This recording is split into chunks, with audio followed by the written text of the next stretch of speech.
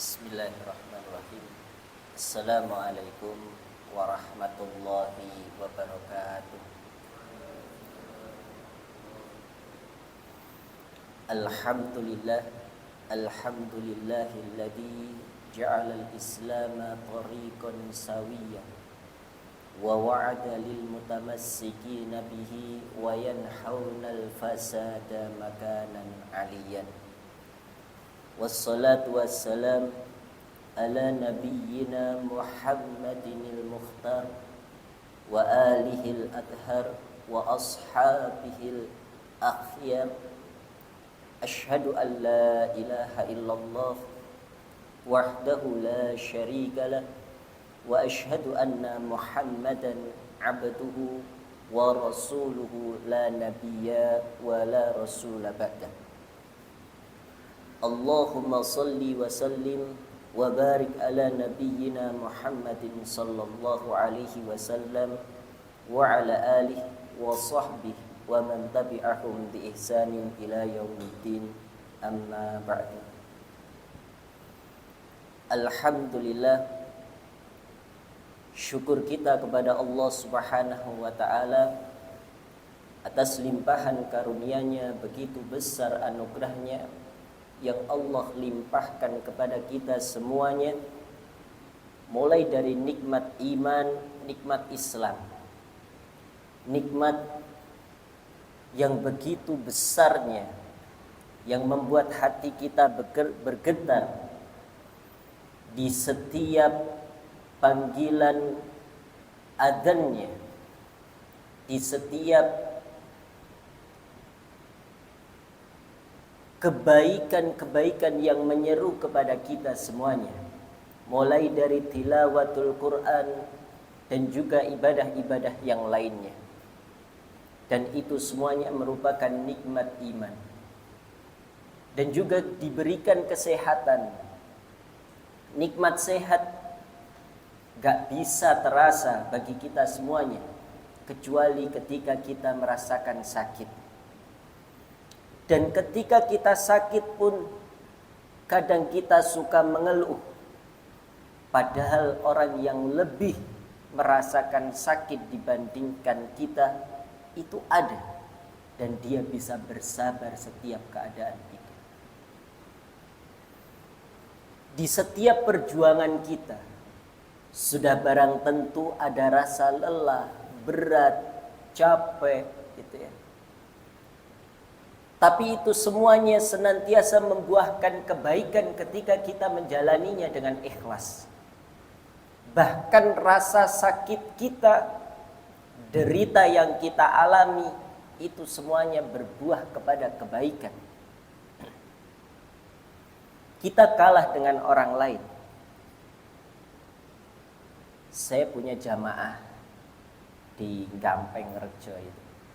Saya kira itu anak kecil. Karena memang kecil sekali gitu ya. Kecil. Cuma wajahnya sudah tua. Saya tanya kepada dia gitu ya, kepada orang yang senantiasa bersamanya setiap kali dia ikut berjamaah sholat maghrib dan ikut kajian saya. Saya kira itu juga bapaknya. Bapak, putrane jenengan boten derek, anak jenengan kok nggak ikut? Oh, itu bukan anak saya Ustaz, itu tetangga saya. Masya Allah. Hal yang pertama kali tetangganya diajak berjamaah, diajak ngaji. Tapi itu Ustaz, itu sebenarnya usianya sudah 23 tahun. Oh, saya lebih kaget lagi. Anak yang kecil, saya kira kecil, karena memang kecil sekali. Mungkin Sak Firman gitu, Sak Yusuf gitu, kecil gitu. Cuma wajahnya itu sedikit tua gitu tadi. Dia bilang itu usianya sudah 23 tahun, Masya Allah, rutin sekali ngaji. Tapi kemarin tidak hadir, makanya saya cari. Itu sejak bayi saat lahir itu mengalami jantung bocor. Masya Allah. Ujian yang dia derita, mengalami berbagai pengobatan dan sempat mengalami operasi hingga saat ini gitu ya. Ketika dia hawanya dingin gak kuat, makanya dia gak berangkat. Kalau makan sehari bisa sampai 6 kali, tapi gak bisa makan langsung satu banyak itu langsung gak bisa. Paling cuma berapa puluh sudah gitu. Kalau dia disuguhi yang namanya botol minuman teh gitu, itu kalau dia sampai diminum semua dia nggak bisa nafas. Saking sakit yang dia derita gitu ya. Masya Allah. Dari situ banyak belajar tentang kehidupan. Kadang kita merasakan sakit yang kita rasakan, terus ya Allah lorone kok banget gitu ya. Saya liburan batuk itu terasa sakit sekali. Sampai kadang berbicara itu ya, makanya kalau batuk itu di bawah terasa sakit. Nyari di Google itu kita cari gitu. Sakitnya apa sih? Kenapa ketika batuk kok menyebabkan bawah perut itu terasa sakit? Ternyata macam-macam dan menakutkan kalau dari Google itu. Bisa jadi hernia, infeksi saluran kandung kemih gitu ya. Terus apa lagi itu ya, ginjal itu ya. Macam-macam itu. Masya Allah. Akhirnya terasa takut, ya Allah, mosok kok loro kok koyo ngono. Saking batuk parah gitu ya, mungkin keluar darah gitu ya, dan perut terasa sakit. Tapi ada satu penyakit yang mungkin ketika batuk parah itu menyebabkan otot sendi itu kaku gitu ya, kram. Ya mungkin di garis bawah itu sampai batuk mulai reda dan penyakit itu hilang. Masya Allah gitu ya. Artinya apa? Rasa syukur kita kepada Allah Subhanahu wa ta'ala. Allah kadangkala menguji dengan sakit, dengan lelah dalam perjuangan, rasa sedih, kecewa gitu ya. Dan kita senantiasa bersabar dengan itu semuanya. Dan tak lupa kita syukuri. Ternyata nikmat sehat yang Allah berikan jauh lebih banyak dibandingkan rasa sakit yang ketika kita derita tak berapa lama. Gitu ya. Masya Allah. Dan ada kalanya ketika kita sakit, yang kita rasakan mungkin sing loro aku dewe sak dunyo. Padahal itu ya, dibandingkan sakit yang kita derita, ada orang yang sudah mengalami sakit bertahun-tahun, bahkan jauh lebih berat dengan apa yang kita derita. Maka bersyukurlah ketika kita diberikan sehat. Dan juga nikmat yang lainnya yang Allah berikan kepada kita semuanya. Maka kalimat alhamdulillahirabbil alamin senantiasa kita lantunkan dan kita perbanyak terus menerus itu ya, sebagai wujud syukur kita kepada Allah Subhanahu wa ta'ala dan menggunakan nikmat tadi dalam ketaatannya. Dan kita berusaha itu ya. Berusaha itu kenapa? Karena hanya qalilun min ibadiyas syakur. Sedikit hamba yang mau bersyukur kepada Allah. Artinya bisa jadi kita masuk, bisa jadi kita enggak gitu. Karena yang nikmat Allah berikan kepada kita banyak. Allah udah nyampaikan wa asbagha alaikum ni'amahu dhahirata wa batinah. Allah itu sudah menyempurnakan kepada kalian nikmat yang secara zahir nampak bisa kita rasakan, ataupun wabatina, bisa jadi nikmat itu gak terasa tapi Allah berikan kepada kita. Maka perbanyak betul itu tadi kalimatus syukur. Allah lah zat yang maha sempurna, itu ya. Sempurna dalam sifatnya, sempurna dalam zatnya, gitu ya. Maka orang yang paling beruntung di antara kita semuanya, di antara sekian juta manusia, adalah orang yang dia bergantung segala sesuatu kepada Allah Subhanahu wa ta'ala. Kadang kita merasa kecewa, kadang kita merasa ya kecewa tadi. Kenapa kekecewaan itu muncul? Karena kita bergantung kepada manusia, bergantung kepada makhluk Allah. Akhirnya muncul kekecewaan demi kekecewaan. Maka orang yang paling beruntung adalah orang yang senantiasa menggantungkan segala sesuatu kepada Zat yang Maha Agung. Dia senantiasa mentauhidkan Allah, Allahu Ahad, Allahu Samad. Dia mengembalikan semuanya, bergantung semuanya pada Allah. Maka hal itu harus senantiasa kita tanamkan dalam hati. Sebab manusia bisa jadi karena apa yang dia lakukan membuat kecewa orang lain. Tapi Allah, kalau udah bergantung sama Allah, setiap kebijakan, setiap takdir, setiap keputusan yang Allah berikan kepada kita sudah barang tentu itu yang terbaik buat kita semua.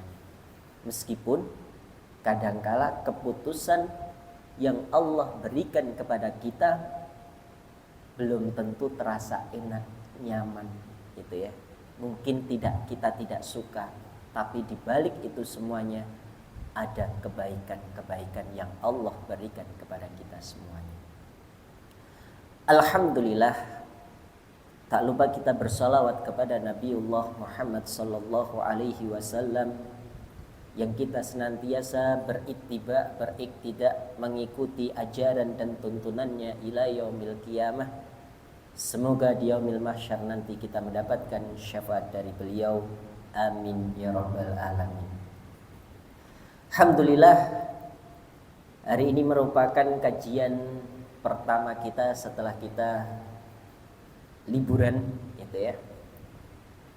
Maka kita melanjutkan kitab Al-Kabair, yaitu kitab yang membahas tentang dosa-dosa besar.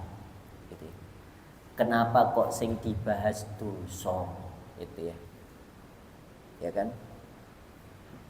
Alasannya kenapa kita harus menghindari dosa?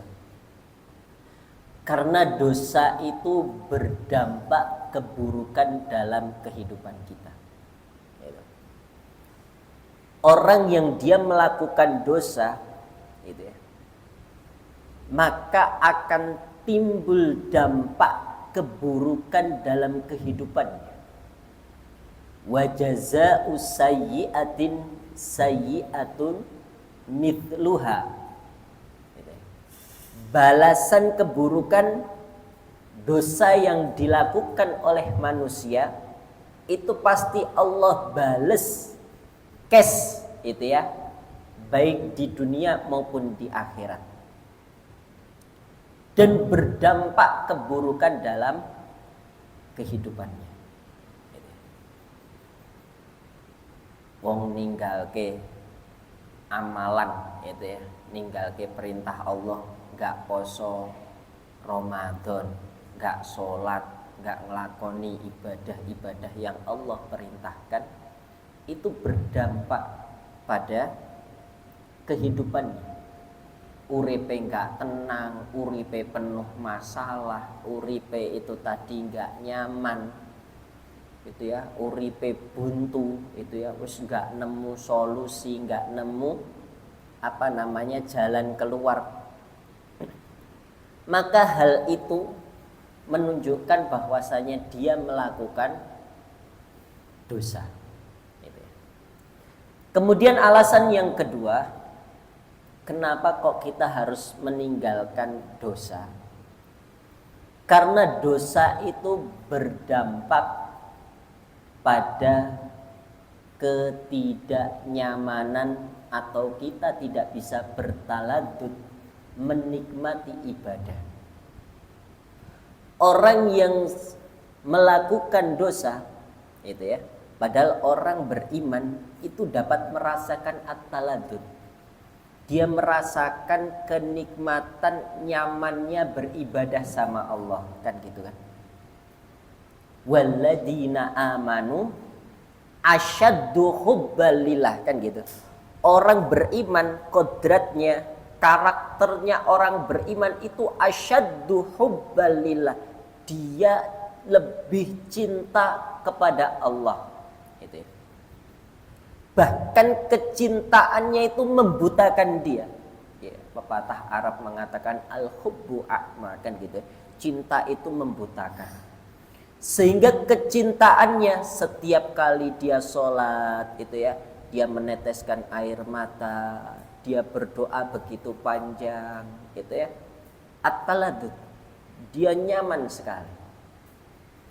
Dalam bertilawatul Quran dia bisa bertadabbur, gitu ya. Apa yang dia baca itu tadi terasa, gitu. Ada getaran-getaran energi positif. Bahkan tilawatul Qur'annya, bacaan Al-Qur'annya bukan sekedar bacaan yang di mulut saja, tapi bisa mengubah karakternya. Di setiap lantunan yang dia bacakan, itu dia bisa menghayati dan menikmati setiap kisah-kisah yang Allah sajikan kepadanya. Kalau dia membaca tentang kisah, dia bisa mengambil ibroh di balik itu semuanya. Sehingga Al-Quran bisa mengubah kehidupannya, mengubah karakternya, mengubah sifatnya, dan banyak perubahan-perubahan positif lainnya. Itu baru dia bisa bertaladud, merasakan menikmati ibadah. Tapi ketika dia melakukan dosa, gitu ya, justru itu menjadikan penghalang. Akhirnya baca Al-Qur'annya ya gerusa-gerusu. Gitu ya. Pengennya cepet, pengennya ndang rampung, pengennya wis pokoknya selesai, gitu ya. Itu terasa gak nyaman. Sholat pun juga seperti itu, pengennya cepet ndang selesai. Seakan-akan sholat itu menjadi rutinitas. Padahal ibadah sholat dia adalah sebuah ibadah yang dia mukalamah bainal abdi warrabb, kan gitu kan. Terjadi perbincangan antara seorang hamba dengan Rabbnya, kan gitu. Kita baca saja Alhamdulillahi Rabbil Alamin, kan gitu kan. Itu ternyata Allah menjawab, hamidani abdi, hambaku memujiku. Kemudian ketika kita membaca Ar-Rahmanir Rahim, itu ya, Allah jawab lagi, asna alayya abdi, itu ya, asna alayya abdi, hambaku menyanjungku, gitu ya. Maliki yaumiddin, kan gitu. Allah jawab lagi, majjadani abdi, hambaku mengagungkanku. Iyyaka na'budu wa iyyaka nasta'in. Hada li abdi wa li abdi masa'al. Ini untuk hambaku dan untuk hambaku wali masa'al. Apa yang dia minta. Maka setelah itu adalah doa. Ihdinas siratal mustaqim. Ya Allah, tunjukilah aku jalan yang lurus. Itu. Jadi ada percakapan-percakapan antara seorang hamba dengan Rabb-nya, dengan Allah ketika sholat. Maka kenapa kok ada waktu atau kegiatan yang paling dekatnya seorang hamba dengan Allah adalah waktu sujud. Maka perbanyaklah doa di dalamnya. Sujud. Apa yang kita minta. Tapi ketika orang dia melakukan dosa, gitu ya. Maka kenikmatan-kenikmatan itu yang Allah kodratkan untuk orang beriman itu dicabut, gitu ya. Gak merasa tenang, gak merasa nyaman, gitu ya. Ibadah sekedar rutinitas, gitu ya. Maka perlu diperbanyak yang namanya istighfar. Baik, gitu ya. Kita lanjutkan pembahasan kita yang kemarin tentang hadisun Nabi sallallahu alaihi wasallam, yakni as-salawatul khams wal jum'atu ilal jum'ah wa ramadhan ila ramadhan mukaffiratul lima bainahunna idza jatunibatil kabair. Salat 5 waktu antara satu Jumat dengan Jumat yang lainnya, antara Ramadan 1 dengan Ramadan setelahnya, mukaffiratul lima bainahuma, menjadi penghapus, menjadi kafarat dosa-dosa kecil kita antara keduanya. Idza jatunibatil kabair. Syaratnya ketika kita menjauhi dosa-dosa besar. Seorang melakukan sholat subuh, gitu ya. Kemudian setelah sholat subuh yang ngelakoni dosa, ngomong elek, bagaimana yang dia lakukan, yang sekiranya itu berbuat dosa, gitu ya. Kemudian dia melakukan sholat zuhur, maka kafaratul lima bainahum, menjadi penghapus dosa antara sholat subuh dia dan sholat zuhur. Tapi hakikatnya sholat sendiri itu justru menjadikan seorang yang dia sholatnya khusyuk itu sebenarnya menjauhkan dari perbuatan dosa kalau sholatnya bagus. Betul enggak? Ya. Jadi inna sholata tanha anil fahsya wal munkar. Jadi sholat itu dia mencegah dari perbuatan fahsya, keji, wal munkar. Yang sholatnya apik itu ya, mesti kelakuannya setelah sholat kudu apik. Gitu ya. Tapi kalau sholatnya bermasalah, maka perilaku setelahnya juga akan bermasalah. Gitu. Jadi sholat itu bisa menjadi barometer di setiap kelakuan perilaku kita semuanya. Gitu. Wal jum'atu ilal jum'ah, sholat Jumat satu dengan Jumat yang lainnya itu juga menghapuskan dosa. Wa Ramadan ila Ramadan, berarti jaraknya kalau Jum'ah itu setiap pekan ya. Kalau Ramadan ila Ramadan berarti jaraknya per tahun itu ya. Dalam 1 tahun ngelakoni dosa poai itu tadi diampuni sama Allah, selagi dia tidak melakukan dosa-dosa besar ya.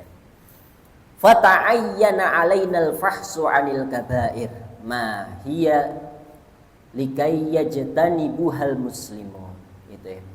Maka ketika pembahasannya adalah setiap sholat 5 waktu antara satu dengan yang lainnya, setiap Jumat satu dengan Jumat yang lainnya, Ramadan satu dengan Ramadan yang lainnya, dia menghapuskan seluruh dosa-dosa kecil kita. Syaratnya satu, idza jatunibatil kabair, ketika menjauhi dosa-dosa besar. Nah, maka di sini pembahasannya dosa-dosa besar itu opo wae kan gitu kan. Dosa-dosa besar itu apa saja gitu. Maka di sini dibahas gitu ya. Likai yajtanibuhal muslimun, supaya orang-orang muslim itu juga menjauhinya. Maka dibahas tentang kitab Al-Kabair. Fawajadna al-ulama rahimahumullahu ta'ala qad ikhtalafu fiha ternyata kita dapati para ulama-ulama salaf terdahulu mereka berbeda pendapat dalam menentukan mana yang termasuk dosa-dosa besar. Faqilah hiya as-sab'. Jadi dosa besar itu cuma ada 7. Nah, ada pendapat ulama yang mereka itu tadi jumlahnya dosa besar itu ada 7 saja. Itu pendapat yang pertama. Dalilnya apa? Wahtajju biqaulin Nabi sallallahu alaihi wasallam. Mereka berhujjah, berdalil dengan sabda Nabi sallallahu alaihi wasallam, ijtanibu as-sab'al mubiqat. Gitu ya. Jauhilah 7 yang membinasakan. Fadzakara minha, maka beliau menyebutkan di antaranya al-awwal huwa asyirku billah, menyekutukan Allah. Menyekutukan Allah, jelaskan antaj'ala lillahi niddan, menjadikan Allah itu ada bandingannya. Artinya melakukan sekutu, menyekutukan Allah. Yang kedua as-sihru, sihir, sing main-main sihir gitu ya. Kemudian wa qatlun nafsil lati harramallahu illa bil haqq, yaitu membunuh jiwa kecuali yang Allah haramkan, gitu ya. Artinya apa? Membunuh orang gitu ya dengan tanpa alasan. Kalau ada alasannya boleh enggak? Ada alasannya boleh enggak? Bunuh orang. Bunuh orang boleh enggak? Artinya bunuh orang beriman boleh enggak? Orang Islam gitu ya, boleh enggak? Illah bil haqq, kecuali dia dalam kebenaran. Lah kebenaran itu ada di dalam hadis yang ke-14. La yahillu damumri'im muslimin illa bi ihda salasin as-sayyibuz zani.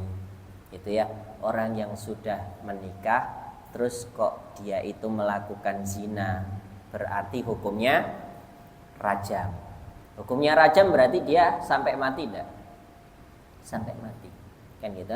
As-sayyibuz zani wan nafsu bin nafsi, berarti an nafsu bin nafsi berarti melakukan kisos. Kan gitu kan? Kalau dibunuh maka dibalas dengan dibunuh kisos. An nafsu bin nafsi wat tariku lidinihil mufariku lil jamaah. Orang yang dia itu tadi murtad dari agama Islam. Gitu ya. Kemudian wa aklu malal yatim, dia memakan harta anak yatim, gitu ya. Tidak boleh, itu tadi. Anak-anak sing yatim itu tadi. Wis anu apa jenenge? Apa duitnya tak kelolane gitu ya. Dan dia memakan itu tanpa atas dasar ilmu itu. Dan ini sangat riskan sekali di panti-panti asuhan itu. Artinya secara manajerial keuangan itu, dan itu harus diperhatikan, harus dipisah mana yang menjadi hak milik anak yatim dan mana yang memiliki dari lembaga harta lembaga. Wa aklu riba, memakan harta riba itu ya, riba. Padahal riba itu urusannya wis karo Gusti Allah kan gitu kan. Hanya orang yang dia ahallallahul bai'a wa harrama riba. Kayaknya ya podo antara jual beli dengan riba itu hampir mirip gitu ya, hampir mirip gitu ya. Tapi berbeda kan gitu kan. Sedangkan itu ya, orang yang dia riba biharbim minallahi wa rasuli, dia seakan-akan menentang atau menantang Allah dan Rasulnya. Berarti apa? Dia menabuh genderang perang dengan Allah dan Rasulnya, maka termasuk dosa besar. Wa tawalli yaumaz zahf, dia lari dari perang gitu ya. Wis mlayu mulih gitu ya. Nah ini karena takut pulang gitu ya. Bukan dia lari mundur untuk mengatur strategi, tapi dia memang lari ketakutan pulang, gitu ya. Tanpa atas dasar ilmu. Lainnya. Ya. Wa qadful muhsanatil ghafilatil mu'minat. Dan yang terakhir itu di antara 7 tadi asyirku billah, syirik, as-sihru sihir, wa qatlun nafs membunuh, kemudian aklu malal yatim makan harta anak yatim, aklu riba makan riba, wa tawalli yaumaz zahf dia lari dari perang. Yang ketujuh adalah menuduh muhsanatil ghafilatil mu'minat, menuduh seorang perempuan melakukan zina sedangkan dia memiliki kekurangan al-ghafilat, gampang lali, dituduh, gitu ya. Dan ini termasuk dosa besar 7. Itu pendapat yang pertama. Kemudian pendapat yang kedua, wa qala Ibnu Abbas radhiyallahu anhuma, sedangkan Ibnu Abbas berpendapat hiya ila sab'in aqrabu minha ila sab'. Ibnu Abbas rahimahullah radhiyallahu an itu ya, radhiyallahu anhuma, beliau berpendapat bukan 7 tapi jumlahnya 70. Itu lebih pas, gitu ya.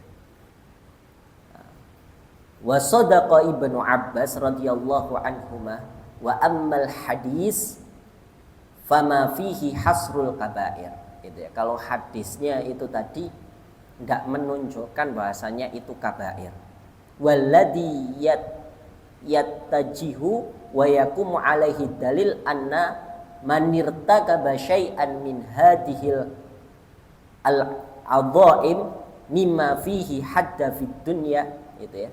Jadi kalau menurut beliau pendapatnya apa? Setiap orang yang melanggar peraturan Allah dan dibalik itu semuanya ada al-adhaim mimma fihi haddu fid dunya, ada balesane dunya karo balesane ning akhirat, itu termasuk bagian dari al-kabair, gitu ya. Kalau tadi kan hadisnya 7 ijtanibu as-sab'al mubiqat kan gitu. Hindari 7 yang membinasakan, berarti kabair. Iya.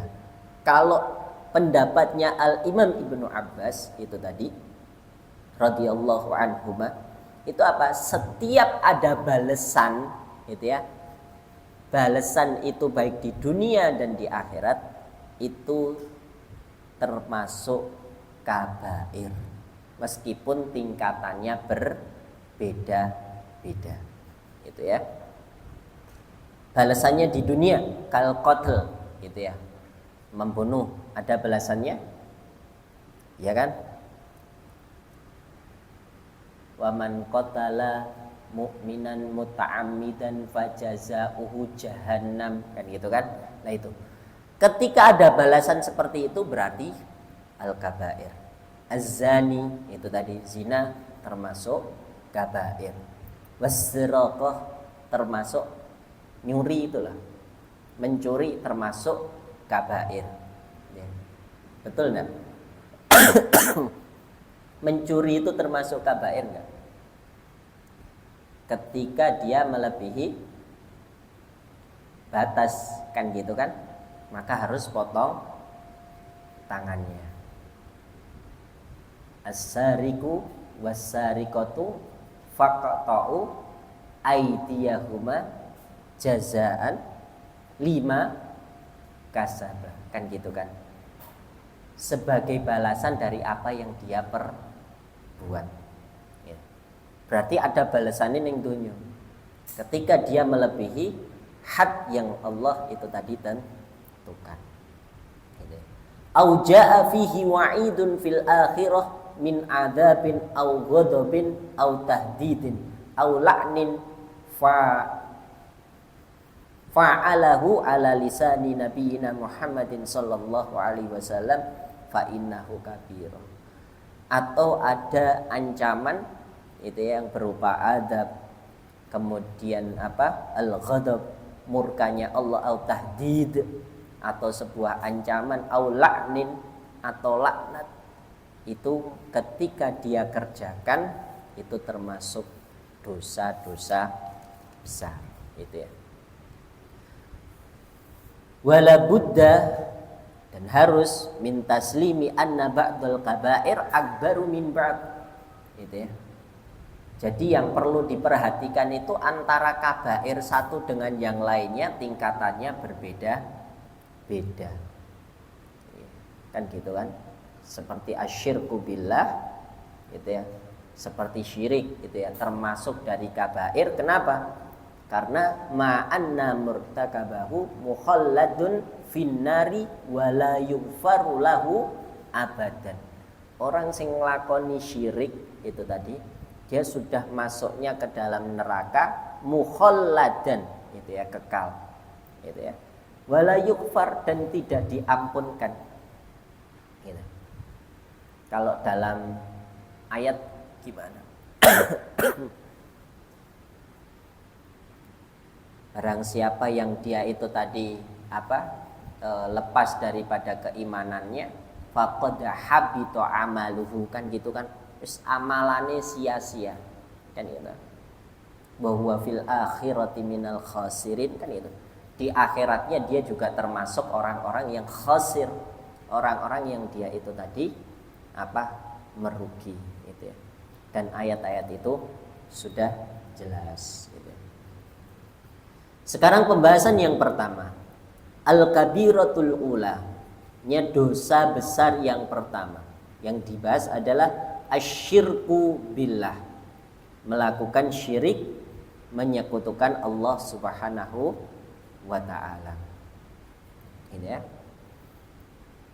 Fa akbarul kabair, dan termasuk di antara paling dosa-dosanya besar itu adalah asyirku billah. Gitu. Jadi ada dosa besar, tapi ada dosa sing paling besar di antara dosa-dosa besar. Iya, itu bahasanya. Jadi di antara dosa-dosa besar itu ada dosa sing paling gede, itu tadi adalah asyirku billah. Dia menyekutukan Allah Subhanahu wa ta'ala. Wa huwa nau'ani, dia ada dua macam. Yang pertama, ahaduhuma ayyaj'ala lillahi niddan, gitu ya. Wa ya'budu ma'ahu ghairuhu min hajarin aw syajarin aw syamsin aw qamarin aw nabiyyin aw syaikhin aw najmin aw malikin aw ghairu dzalik. Menjadikan Allah itu sekutu, berarti menjadikan Allah itu ada bandingannya, kan gitu ya. Menyembah selain Allah.